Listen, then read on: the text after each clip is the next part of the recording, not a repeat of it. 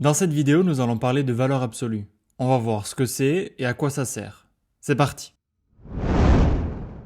La définition est la suivante. La valeur absolue de x, c'est un nombre qui se note comme ça, c'est-à-dire x entouré de deux barres verticales, et fais bien attention à ne pas faire de parenthèse. Si x est positif, alors la valeur absolue de x est égale à lui-même. Et si x est négatif, alors la valeur absolue de x est égale à son opposé, c'est-à-dire moins x. Par exemple, si on veut calculer la valeur absolue de 2,29, comme 2,29 est un nombre positif, du coup la valeur absolue c'est égal à lui-même, soit 2,29. Si on a la valeur absolue de moins 4,5, moins 4,5 c'est un nombre négatif, du coup la valeur absolue sera égale à son opposé, c'est-à-dire 4,5. En gros, le résultat, il sera toujours positif. Dans un calcul, il faut faire la valeur absolue en premier. Par exemple, si on a le calcul suivant, 2 fois valeur absolue de 2 moins 5, on commence par calculer ce qu'il y a dans la valeur absolue. Donc ici, on va commencer par 2 moins 5. On a alors 2 fois la valeur absolue de moins 3. Moins 3, c'est un nombre négatif, donc la valeur absolue de moins 3 est égale à 3. Et pour finir, il ne reste plus qu'à faire 2 fois 3, donc au final, le résultat, c'est 6.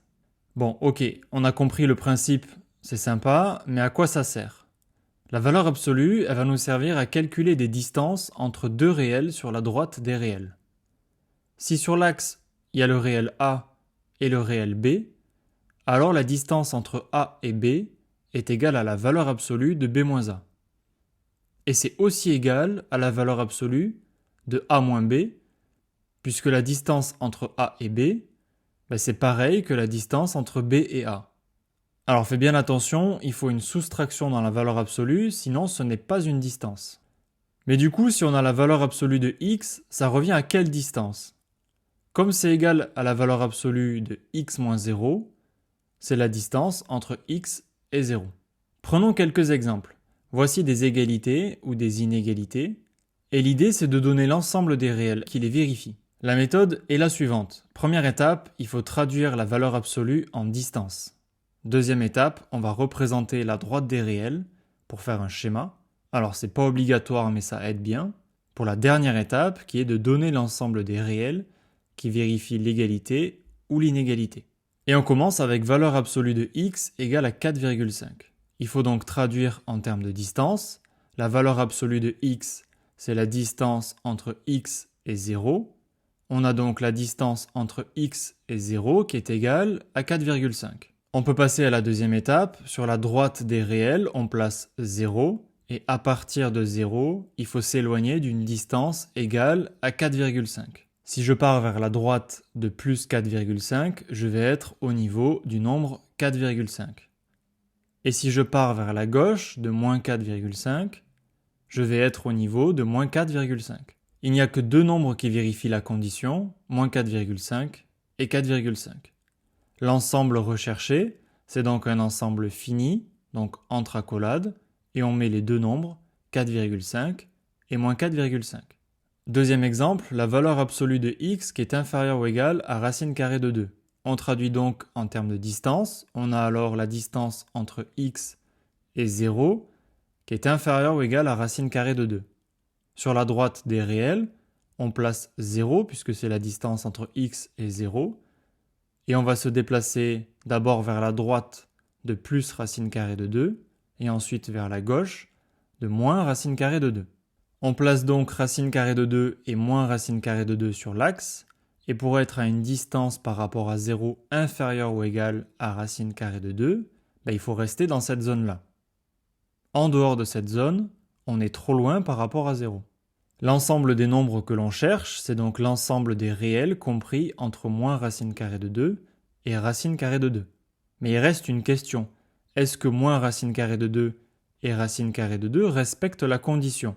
D'après l'énoncé, on a inférieur ou égal. Donc la distance, elle peut être égale à racine carrée de 2. Ça veut donc dire que moins racine carrée de 2 et racine carrée de 2 respectent bien la condition. Et pour marquer cela, et on va faire des crochets tournés vers l'ensemble. On peut alors conclure que l'ensemble recherché, c'est l'intervalle moins racine carrée de 2 inclus, racine carrée de 2 inclus.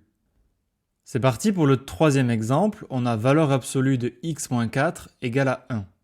On commence par traduire en distance, on a la distance entre x et 4 qui est égale à 1. Sur l'axe, on place du coup le nombre 4, et par rapport à ce nombre, on doit s'éloigner d'une distance égale à 1.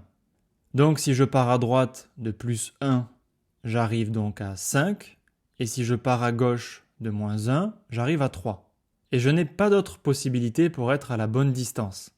L'ensemble recherché, c'est donc l'ensemble 3, 5, entre accolades, puisqu'il n'y a que ces deux nombres-là. Dernier exemple, on corse un peu les choses, on a valeur absolue de x plus 3 inférieur ou égal à pi. Le piège ici, c'est qu'on a la valeur absolue, mais pas de soustraction à l'intérieur. Donc pour l'instant, impossible de traduire avec une distance, on est bloqué. Il faut donc écrire x plus 3 avec une soustraction. Et pour que ça donne x plus 3, il faut écrire x moins 3. Cette technique-là, ça sera la même à chaque fois qu'on n'aura pas de soustraction. Maintenant c'est bon, on peut traduire en distance. On a alors la distance entre x et moins 3 qui est inférieure ou égale à pi. On place alors sur l'axe des réels le nombre moins 3. On va se déplacer vers la droite de plus pi. On arrive alors à moins 3 plus pi. Et on se déplace vers la gauche de moins pi. On arrive alors à moins 3 moins pi. Pour être à une distance inférieure ou égale à pi, il faut rester dans cette zone-là. Et comme on a inférieur ou égal, les crochets sont vers l'intérieur. L'ensemble recherché, c'est donc l'intervalle moins 3 moins pi inclus, moins 3 plus pi inclus. Et voilà, c'est terminé, tu sais maintenant ce que veut dire valeur absolue et à quoi ça sert. Si cette vidéo t'a plu, n'hésite pas à liker et à t'abonner. On se retrouve tout de suite pour une prochaine vidéo.